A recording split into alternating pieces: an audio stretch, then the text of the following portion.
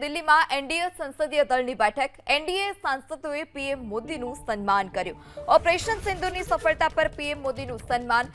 એનડીએના સાંસદોને પીએમ મોદી સંબોધિત પણ કરશે। તો સંસદ ભવનના ઓડિટોરિયમ હોલ ખાતે આ એનડીએ સંસદીય દળની બેઠક છે।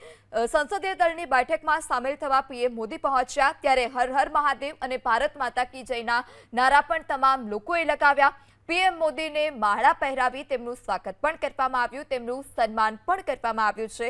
રક્ષા મંત્રી રાજનાથ સિંહે માળા પહેરાવી તેઓને સન્માન કર્યું। આ દ્રશ્ય પણ આપ જોઈ શકો છો કે દિલ્હીમાં આજે એનડીએ સંસદીય દળની બેઠક છે। થોડી જ વારમાં આ બેઠકની શરૂઆત થઈ જશે।